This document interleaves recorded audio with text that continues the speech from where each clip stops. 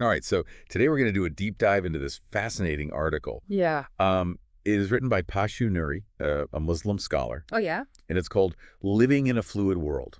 Okay. It was published in the Journal of International Students Mm. back in 2025. Okay. And Nuri kind of had this, almost like a crisis of faith Right. during his PhD. Yeah. Big time. Yeah. And the article is all about this, like, tension between his beliefs as a Muslim Right. and the ideas he was working with in his research, which was all about post-structuralist theory. Yeah, it's wild, isn't it? Like, you can study a theory, you can look at it academically. Yeah. But this guy, Nuri, he really took it to heart. Oh, wow. And he started to really question how this stuff clashed with, like, his deepest beliefs about the world. Yeah, that's so interesting. So tell me a little bit more about Nuri. Like, what's his background? How did he get to this point? Well, okay, so Nuri, he grew up in Iraqi Kurdistan. Mhm. And he was super into his Islamic faith, of course. Right. But he also loved literature. Oh, wow. Okay. So there's that tension, right from the start. Yeah. Anyway, fast forward a bit. He moves to the U.S. to get his master's degree, and he starts encountering all these new ideas, right? Yeah. About social justice and things like that. Mhm. And at first, a lot of these new ideas actually kind of resonated with his faith. Oh, interesting. But then, as he went on to do his PhD, and he really dove deep into post-structuralist theory, Okay. it all kind of blew up. Oh, wow. Those initial points of connection, they became these huge points of conflict. I see. It's a fascinating journey, for sure. That is fascinating. In the article, he tells this story, this anecdote, about how a family friend took him in for like 6 years Wow. so he could go to school. That's amazing. Yeah. And it really shows you just how much emphasis his culture places on seeking knowledge. It's a big deal, yeah. So to then have this experience where, like, pursuing knowledge leads you away from your faith. Right. Total mind bender. That must have been really tough. Oh, absolutely. And, his first year, the PhD program was brutal. Oh, bad. He's reading tons of theory, mostly post-structuralism, and it's just bringing all these internal conflicts right to the surface. Yeah, I can only imagine. Okay, so let's try to, unpack what exactly Nuri was struggling with here. Sure. I remember there's this one quote in the article that really jumped out at me. Let me see if I can find it. Yeah. Okay, here it is. He says, it's challenging to deal with post-structuralism knowing you think differently. You see, I have always thought that the purpose of knowledge was to help us as humans settle into our own beings, whereas what we are currently reading is all about deconstructing, which is somewhat unsettling, dangerous. That's a powerful quote. Really gets to the heart of it, I think. Yeah. So basically what he's saying is, in Islam, seeking knowledge is like the sacred duty. Mm-hmm. It's about getting closer to God, understanding yourself, your place in the world, the whole deal. It's almost like knowledge should give you this sense of, like, peace. Yes, exactly. Certainty, peace, all of that. Right. And then you've got post-structuralism coming along and basically saying, nope, no one truth. It's all made up. Whoa. So even, like, the idea of God, Could be a social construct, yeah. that's got to be unsettling. Big time. Especially when your faith is like such a core part of who you are. It's Oh, like, yeah. wait, what? Exactly. And that's exactly what Nuri runs into. Post-structuralism comes in and says, listen, knowledge, language, even the self, it's all just products of, power dynamics and social forces. Oh, wow. There are no absolute truths, just interpretations. Like your whole foundation is being shaken. Yeah, exactly. And that's why Nuri found it so unsettling. This whole idea of everything being fluid, constantly being deconstructed. Yeah. It's like, where's the solid ground? Where's the meaning? Right. Post-structuralism, it's like it promotes this world where you just question everything all the time, and that can lead to a lot of anxiety, a lot of pessimism. Oh, yeah. So how did Nuri deal with all of this? Did he just completely reject post-structuralism?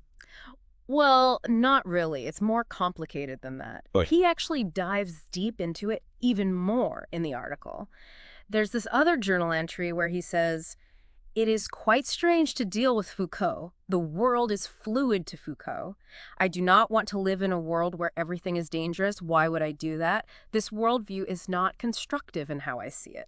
You can really hear his frustration there, huh? Totally. He's like, I don't want to live in a world where everything is uncertain and dangerous. Exactly. And this is where it gets even more, twisted. Okay. Nuri argues that by saying there are eno-meta-narratives, post-structuralism kind of becomes its own meta-narrative, you know? Whoa, that's a good point. It's like a paradox. Totally. So how do you reconcile that, right? Right.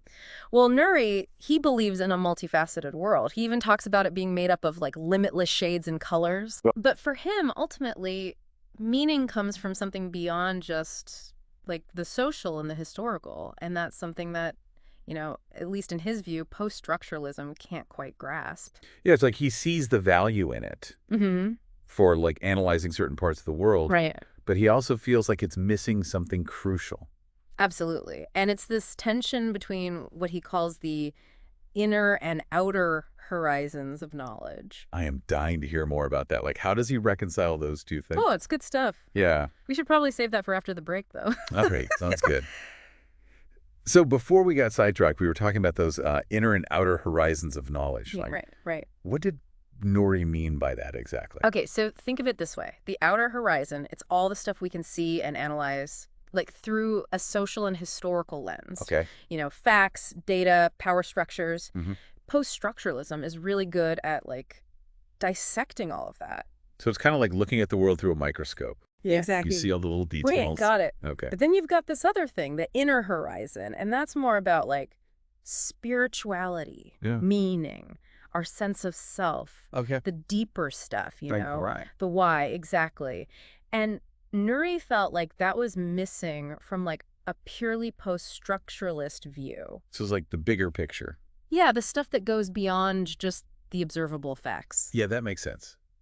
But how did he reconcile these two things? They seem kind of opposite. Right. Did he ever like bridge the gap between his faith and post-structuralism? He did, but it was a struggle. In fact, he talks about this panel discussion he went to, and some academics there suggested he look into Edward Said. Oh, yeah. You know, to help bridge the gap between like Western and Middle Eastern perspectives. That sounds like a good idea. Edward Said was a pretty big deal, right? Oh, huge. But Nuri felt like that was kind of missing the point. Really? Yeah. I mean, Said's work is brilliant, but it's still heavily influenced by, you know, post-structuralism. So it's like, to fix this problem with this framework, just use more of that same framework. Exactly. Ironic. Yeah. Nuri felt like they were asking him to fight fire with fire, basically.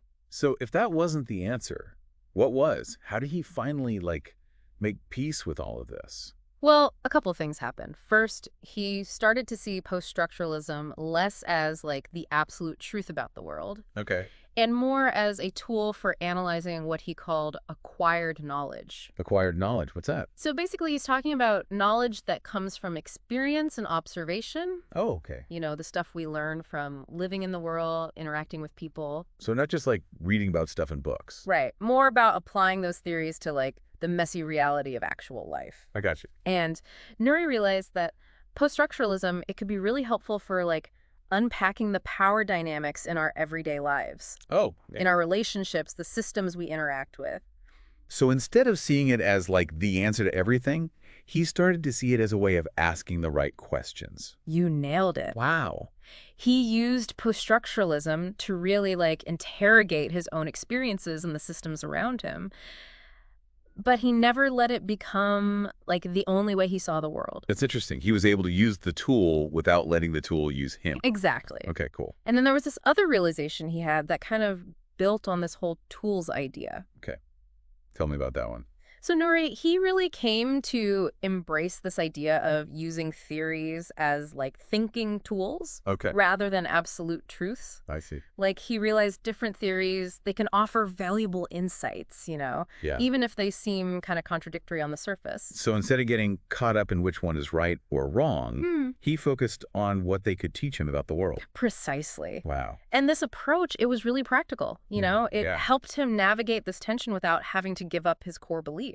So he could use post-structuralism to critique power structure, right, analyze social constructs, all that stuff. But he could also still like keep his faith. Exactly. It's like he found this like mental bridge between those inner and outer horizons of knowledge. A lot of people struggle with that, I think, trying to hold on to their beliefs, but also be open to new ideas, even when they're challenging. Totally. It's part of being human, isn't it? We're always trying to reconcile different parts of ourselves, different ways of seeing things. And what Nuri's journey shows us is that it's possible. You can embrace that complexity without having to pick just one side. It's almost like a dance, right? Yes.